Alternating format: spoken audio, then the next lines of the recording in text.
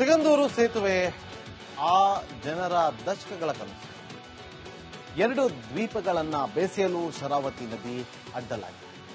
ಜನರು ಏನೇ ಸಮಸ್ಯೆ ಎದುರಾದರೂ ನದಿಯನ್ನ ದಾಟಿ ಬರಬೇಕಿತ್ತು. ಆದರೆ ಈಗ ಕೊನೆಗೂ ಆ ಎಲ್ಲಾ ಸಮಸ್ಯೆಗಳಿಗೆ ಮುಕ್ತಿ ಸಿಕ್ಕಿದೆ.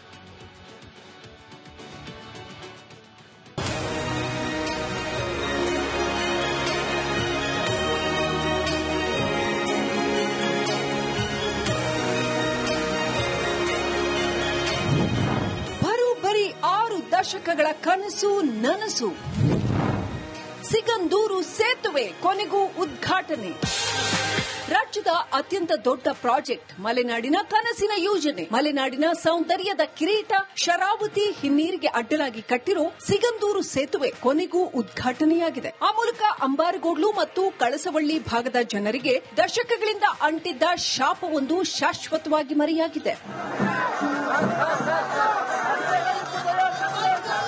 6 ದಶಕಗಳ ಹೋರಾಟದ ಫಲವಾಗಿ ಸಿಗಂದೂರು ಸೇತುವೆ ಲೋಕಾರ್ಪಣೆಗೊಂಡಿದೆ. ಟೇಪ್ ಕತ್ತರಿಸುವ ಮೂಲಕ ಕೇಂದ್ರ ಸಚಿವ ನಿತಿನ್ ಗಡ್ಕರಿ ಸಿಗಂದೂರು ಸೇತುವೆ ಉದ್ಘಾಟಿಸಿದ್ದಾರೆ. ರಾಜ್ಯ ಸರ್ಕಾರಕ್ಕೆ ನಾನು ವಿನಂತಿ ಮಾಡ್ಕೊಂತೀನಿ, ಸಿಗಂದೂರು ಚೌಡೇಶ್ವರಿ ಹೆಸರನ್ನ ಪ್ರಪೋಸಲ್ ಅನ್ನ ತಾವು ಕೇಂದ್ರಕ್ಕೆ ಕಳಿಸಿಕೊಟ್ರೆ ಅದಕ್ಕೆ ಆ ಹೆಸರನ್ನ ನಮ್ಮ ಗಡ್ಕರಿಜಿ ಅವರು ಆ ಹೆಸರನ್ನ ಪ್ರತಿಷ್ಠಾಪನೆಯನ್ನ ಮಾಡ್ತಾರೆ ಅಂತೇಳಿ ಈ ಸಂದರ್ಭದಲ್ಲಿ ಅಭಿಮಾನ ಪೂರ್ವಕವಾಗಿ ಹೇಳ್ತಾ ಮತ್ತೊಮ್ಮೆ ಈ ಕಾರ್ಯಕ್ರಮ ಉದ್ಘಾಟನೆ ಮಾಡಿಕೊಟ್ಟಂತ ಲೋಕಾರ್ಪಣೆಗೂ ಮುನ್ನ ಸೇತುವೆಯ ಸುರಕ್ಷತೆಗಾಗಿ ಪ್ರಾರ್ಥಿಸಿ ಸ್ಥಳೀಯರು ಗಣಹೋಮ ಹಾಗೂ ವಿಶೇಷ ಪೂಜೆ ನೆರವೇರಿಸಿದ್ರು. ಸೇತುವೆಯನ್ನ ಸ್ಥಳೀಯರು ಮಾವಿನ ತೋರಣ, ತಳಿರುಗಳಿಂದ ಅಲಂಕರಿಸಿದ್ರು. ತುಮರಿ, ಬ್ಯಾಕೋಡು, ಸಿಗಂದೂರು, ಕಳಸವಳ್ಳಿ ಭಾಗದ ದ್ವೀಪದ ನಿವಾಸಿಗಳು ನೂರಾರು ಸಂಖ್ಯೆಯಲ್ಲಿ ಛತ್ರಿಗಳನ್ನ ಹಿಡಿದು ರೈನ್ಕೋಟ್, ಜರ್ಕಿನ್ ಧರಿಸಿ ಬಂದು ಲೋಕಾರ್ಪಣೆಯನ್ನ ಕಣ್ತುಂಬಿಕೊಂಡರು.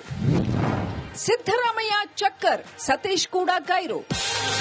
ಸಿಗಂದೂರು ಸೇತುವೆ ಉದ್ಘಾಟನೆ ಕಾರ್ಯಕ್ರಮಕ್ಕೆ ನಾಯಕರಿಗೆ ಸರಿಯಾಗಿ ಆಹ್ವಾನ ನೀಡಿಲ್ಲ ಅನ್ನೋ ಆರೋಪ ಕೇಳಿಬಂದಿದೆ. ಅದೇ ಕಾರಣಕ್ಕೆ ಸಿದ್ದರಾಮಯ್ಯ ಕಾರ್ಯಕ್ರಮಕ್ಕೆ ಗೈರಾದ್ರು. ಜಿಲ್ಲೆಯಲ್ಲಿ ಇದ್ದರೂ ಸಚಿವ ಸತೀಶ್ ಜಾರಕಿಹೊಳಿ ಕೂಡ ಸೇತುವೆ ಉದ್ಘಾಟನೆಗೆ ಬರಲಿಲ್ಲ.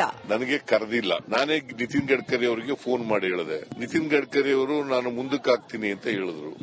ಆಮೇಲೆ ಪತ್ರ ಬರೆದೆ. ನಾನು ಭಾರತೀಯ ಜನತಾ ಪಕ್ಷದ ಲೀಡರ್ಗಳು ಬಹುಶಃ ಪ್ರೆಷರ್ ಹಾಕಿರ್ಬೋದು ಅಂತ ಅನ್ಸುತ್ತೆ. ಅವರು ನನಗೇನು ಹೇಳದೇನೆ ಮಾಡ್ತಾ ಇದ್ದಾರೆ.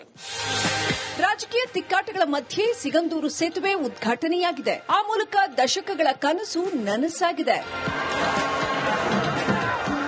ರಂಜಿತ್ ಜೊತೆ ಭೀಮಾನಾಯ್ಕ್, ರಿಪಬ್ಲಿಕ್ ಕನ್ನಡ, ಶಿವಮೊಗ್ಗ. ಸಿಗಂದೂರು ಸೇತುವೆ ಆ ಜನರ ದಶಕಗಳ ಕನಸು. 2 ದ್ವೀಪಗಳನ್ನ ಬೇಸೆಯಲು ಶರಾವತಿ ನದಿ ಅಡ್ಡಲಾಗಿದೆ.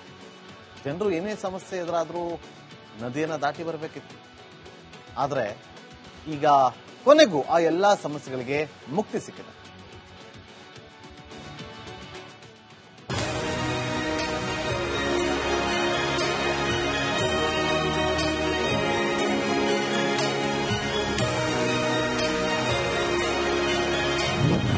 ಬರೋಬ್ಬರಿ 6 ದಶಕಗಳ ಕನಸು ನನಸು.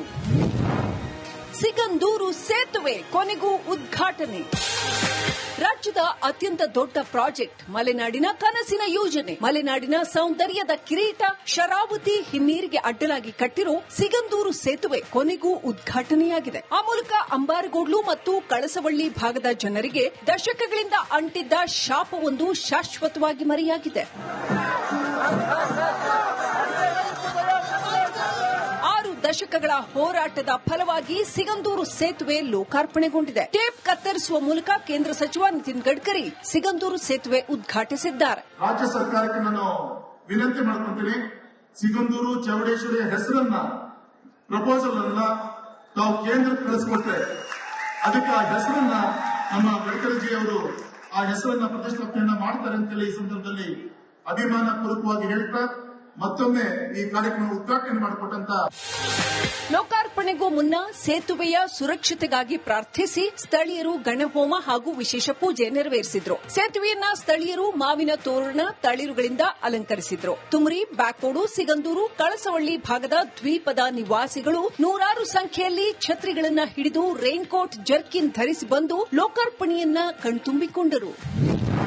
ಸಿದ್ದರಾಮಯ್ಯ ಚಕ್ಕರ್, ಸತೀಶ್ ಕೂಡ ಗೈರು. ಸಿಗಂದೂರು ಸೇತುವೆ ಉದ್ಘಾಟನೆ ಕಾರ್ಯಕ್ರಮಕ್ಕೆ ನಾಯಕರಿಗೆ ಸರಿಯಾಗಿ ಆಹ್ವಾನ ನೀಡಿಲ್ಲ ಅನ್ನೋ ಆರೋಪ ಕೇಳಿಬಂದಿದೆ. ಅದೇ ಕಾರಣಕ್ಕೆ ಸಿದ್ದರಾಮಯ್ಯ ಕಾರ್ಯಕ್ರಮಕ್ಕೆ ಗೈರಾದ್ರು. ಜಿಲ್ಲೆಯಲ್ಲೇ ಇದ್ದರೂ ಸಚಿವ ಸತೀಶ್ ಜಾರಕಿಹೊಳಿ ಕೂಡ ಸೇತುವೆ ಉದ್ಘಾಟನೆಗೆ ಬರಲಿಲ್ಲ.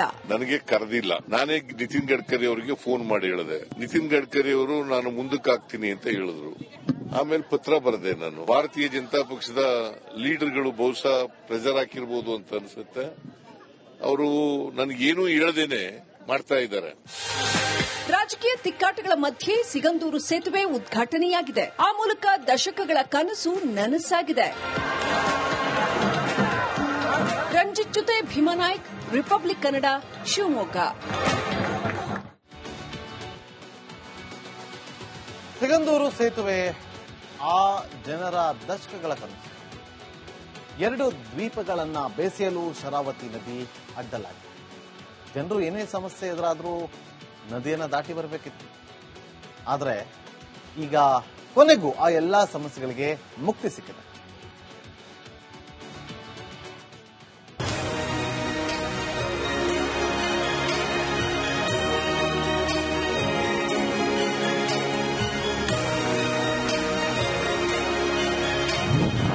ಬರೋಬ್ಬರಿ 6 ದಶಕಗಳ ಕನಸು ನನಸು.